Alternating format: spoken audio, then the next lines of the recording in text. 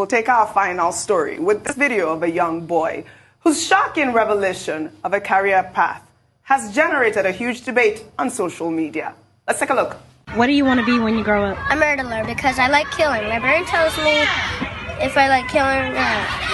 I like killing because when I first watched my grown-up killing show, myself started to like killing, and then my brain started to like tell me what to do with killing in it. So I like murders and I like killing in my life. I'm gonna kill everybody in the world except for my family because they just didn't do anything to me. I just like killing. So just any type of person, it doesn't matter? What about me? Yeah. Even me? No, not even my teachers either. Okay, because I'm the first person that you told this. Am I? Yeah? So, I just like killing. So what are you going to be again when you grow up? A murderer. Okay. Rufai, what do you make of this? Would you say this is an excessive video game, or this little boy should be locked up, really? No, it shouldn't be locked up. Psychologists should start working with him now. You know why? Because he's going to do it. You know, and he has 90% chance of doing it. One, he has the intention. Two, he lives in a country where it's so easy to get guns. Absolutely, that all right, too. You can get AR-15s and rifles and all that. It's America. But thirdly, you hear what he said there. The role of the media is important. Let's be careful what we expose our children to. He doesn't have a reason to kill, but he says, I love the killing shows I watch. Right. So parents should be careful what their children are watching, and parents should be careful the kind of trauma their children are seeing at a certain age. You know why? He's inculcated that trauma he's seeing through the killing shows at a certain age because his brain is still in formation. And his brain has been formed for life. These are the formative years. And that's why we should be careful on how, that's why I say parenting is intentional stuff. It's not just having children.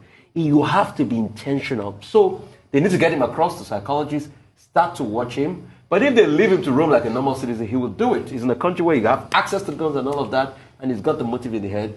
He will kill. Tundu Abiola. I read about Jeffrey Dahmer, Ted Bundy, a bunch of serial killers, and they manifest those traits from childhood. Yes. Nice. And they start by torturing and killing animals, like a stray cat, a stray dog, and they get that bloodlust. This child is dangerous. I can also never forget the case of Jamie Bulger, the 2-year-old child whose mother turned her back in a shop in the UK. This was many years ago. I was in school, and I still remember so vividly.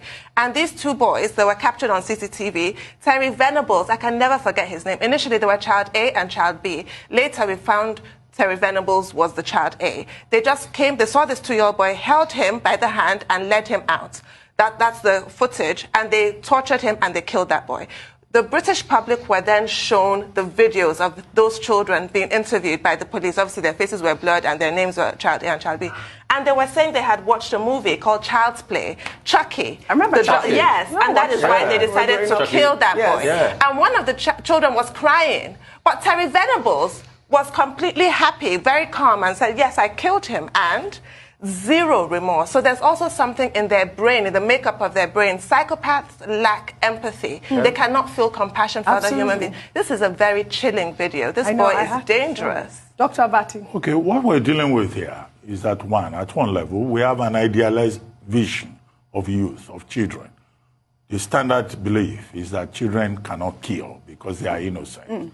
But over the years, we've seen many cases of children who kill. 13-year-old throwing a baby from upstairs, young school children in Colorado, in Texas, and other places going to school with guns and killing their classmates. Now, there was an essay that was done by the New York Times, December 14, 1996, in which, there was an attempt to look at all of this. And that essay is very instructive. It pointed out a number of issues. One, about psychiatric problems.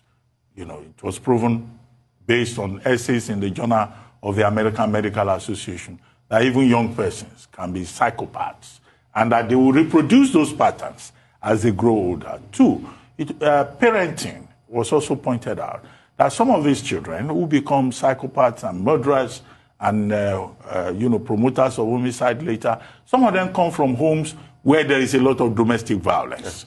And they grow up believing that violence is the norm. The third point, of course, has to do with, the fact that some parents, which is the point that Rufai was making, do not pay enough attention to how their children grow up. They just abandon them, and these children are nurtured, by other forces within the environment, particularly now that there's a lot of violence in, popular culture. Right. So these are some of the problems. The concept is that of the battering child. The child, who just grows up and he wants to kill. And it's